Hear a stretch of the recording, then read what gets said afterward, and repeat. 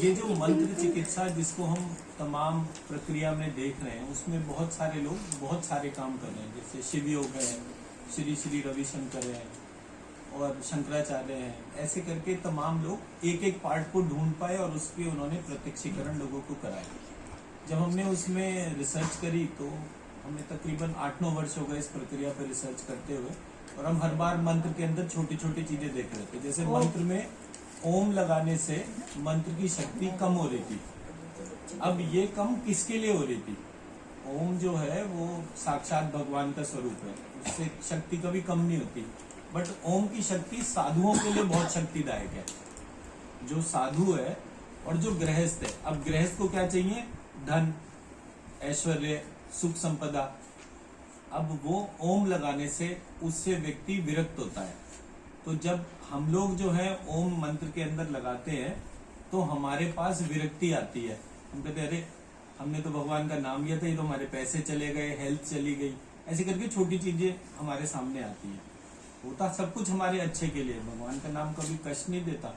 But जो प्रक्रियाएं हैं उसको जागृत करने से उसकी पावर पता चलती है। अब हम गृहस्थ हैं, हमें सबसे पहले कौन चाहिए? बोले जी लक्ष्मी जी।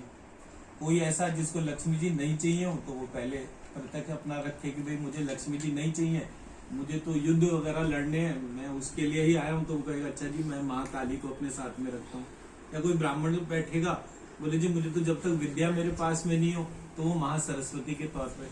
तो ईश्वर एक है, लेकिन उसके जो प्रारूप हैं उन प्रारूप का चिंतन करने से वही तत्व बढ़ना शुरू होता है।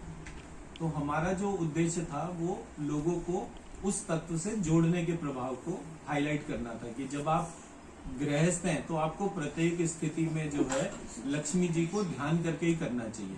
तो संस्कृत में कहते हैं लक्ष्यते इति लक्ष्मी, जहाँ लक्ष्य है वहां पर लक्ष्मी है। तो बड़ा आसान सा है, जिस घर में लक्ष्मी की समस्या है वहां पर कोई लक्ष्य भी नहीं होगा। तो जैसे ही हम उस लक्ष्य को अपने अंदर डालेंगे एकदम से हमारे काम धंधे बढ़ते चले जाते हैं। तो ये लक्ष्मी जी के तौर पर हो गया।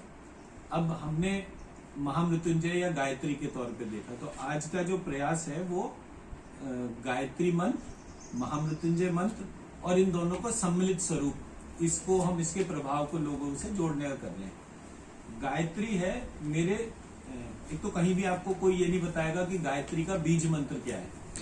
गायत्री का बीज मंत्र है ज्ञत्री, ये आपको कहीं नहीं मिलेगा। तो गायत्री का ध्यान करने में आपको ज्ञत्री बीज ध्यान करना है। जब हम ज्ञत्री बीज को ध्यान करते हैं तो हमारा गायत्री का चिंतन शुरू होता है। गायत्री है क्या? गायत्री वह शक्ति है जो मेरी सांस में रहती है। मेरी सांस, यहाँ पर जितने भी लोग बैठे हैं उनमें से किसी को सांस लेने के लिए एफर्ट करना पड़ता है? अपने आप लेते हैं ना। जब बच्चा पैदा होता है तो वो सांस लेना शुरू कर देता है। लेकिन अगर आप किसी छोटे बच्चे को सांस लेता देखें तो उसका पेट ऐसे फूलता है और फिर ऐसे नीचे जाता है। जिनके घर में छोटे बच्चे होते हैं वो देखेंगे कि ऐसे करके वो पेट ऊपर नहीं जाता। लेकिन जैसे जैसे हम बड़े होते हैं हमारा वो पेट ऊपर नीचे जाने की प्रक्रिया जो है वो ऑब्स्ट्रक्ट हो जाती है और हम सांस पूरी ना लेके आधी अधूरी लेनी शुरू करते हैं। जैसे ही हम सांस आधी अधूरी लेते हैं हमारे यहाँ प्राणों की उत्पत्ति ऑब्स्ट्रक्ट होती है। जब हम सांस को नाक से नाभि तक और नाभि से नाक तक लेते हैं तो हमारे शरीर में प्राणों की उत्पत्ति होती है। जब हमारे शरीर में प्राणों की उत्पत्ति होती है तो हम निरोगी रहते हैं। ये प्राण जो है फिर अग्नि से जुड़ते हैं तो अग्नि को तेज में परिवर्तित करते हैं। तो हम लोग अपने आसपास ऑरा देखते हैं। जैसे देवी देवताओं के इनके फोटो देखेंगे तो उनके पीछे एक पीले रंग का ऑरा होता है। बैठिए, तो उनके पीछे एक ऑरा होता है। ये ऑरा उनकी अग्नि के परिवर्तन से होता है। फिर तीसरा जो पड़ाव होता है वो होता है जल, जो ओज में परिवर्तित होता है। जो हम भोजन करते हैं उससे रस बनता है। रस से रक्त, अस्थि, मांस, मेद, वीर्य, रोम, त्वचा ये हमारे शरीर में बनते हैं। तो एक ही लिक्विड होता है, वो लिक्विड ओजस्विता देता है। ओजस्विता का जो अर्थ है वो ये है कि हम जितनी भी संतान उत्पन्न करते हैं वो सारी ओजस्वी होती है, उनके अंदर एक ही शक्ति होती है। तो ये प्रक्रिया जो है हमारे यहाँ प्राय लुप्त हो चुकी है, इस पे हम बात नहीं कर पाते हैं। तो मैंने जब इसको देखा तो मैंने गायत्री मंत्र में भू भुव स्वा ये तीनों हम सोचते हैं कि ये बीज मंत्र है, बट ये तीनों बीज मंत्र नहीं है। भू भुव स्वहा, ये तीनों लोकों के बारे में बताया गया कि भू मतलब जिस पे हम अर्थ पे रहते हैं, भुआ ऊपर, स्वा उसके अलावा। तो जहां कहीं भी ये तीन है, जबकि तीन लोक की बात नहीं थी, तीन बीज मंत्रों की बात थी। तो पहला बीज मंत्र था ज्ञत श्री, ज्ञत ह्री और ज्ञत्र क्ली। श्रीम ह्रीम क्लीम, इन तीनों का गायत्री के द्वारा यानी श्वास के द्वारा जितना भी भाग हम जान पाए उसको ज्ञत श्री, ह्रीम में जो कुछ जान पाए उसको ज्ञत ह्री और क्लीम में जो कुछ जान पाए वो ज्ञत्र क्ली। तो ये तीन को हमने जागृत करा, तो हमारी श्वास जो है वो जागृत हो गई और श्वास प्राणों को उत्पन्न करने लगी। पहला स्टेप। दूसरा, महामृत्युंजय का जो बीज मंत्र है वो तमाम सब जगह ह्रोम जूम सह लिखा हुआ है। तो जब हमने उसे रिसर्च करा तो वो ह्रोम, अंजुम और शाह, सानी षटकोण का शाह। तो जब हम अंजुम देखते हैं तो जूम और अंजुम का फर्क जो है, अंजुम था बेसिकली अंजना देवी जो हनुमान जी की माँ थी। तो अंजना देवी ने एक ऐसे पुत्र को जन्म दिया जो अजर अमर था।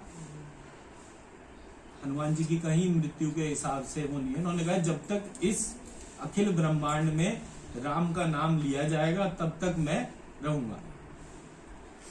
जब जब राम कहीं प्रकट होंगे वहां पर मैं प्रकट होऊंगा।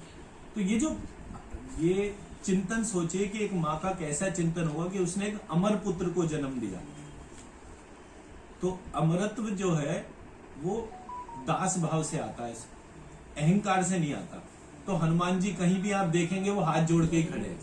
उन्होंने कहा मैं समुद्र पार कर गया, क्यों? क्योंकि भगवान की अंगूठी मेरे हाथ में थी। मैं उधर लंका में आग लगा दी क्योंकि वहां पर जो है वो चूड़ामणि मेरे हाथ में आ गई थी।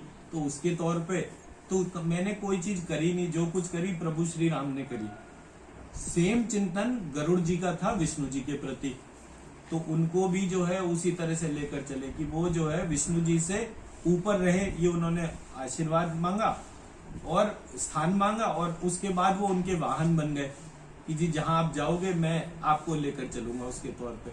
तो हर जगह विनीत भाव जो है, मतलब गरुड़ जी की माँ का नाम विनता, विनीत से विनता, जो विनीत तत्व को जन्म देती है वो विनता, और विनता से गरुड़। तो ये मूल जो पार्ट था वो ह्रोम अंजुम शाह में चिंतन करते हुए अंजना देवी का ध्यान करना। और उस देवी का ध्यान इसलिए कर रहे हैं क्योंकि उन्होंने अमर पुत्र को जन्म दिया। तो जब हम अपने घर में अंजुम बीज का ध्यान करते हैं तो हमारे बच्चों का आरोग्य बढ़े, उनकी आयुष बढ़े, ये हमारा मन में चिंतन आया।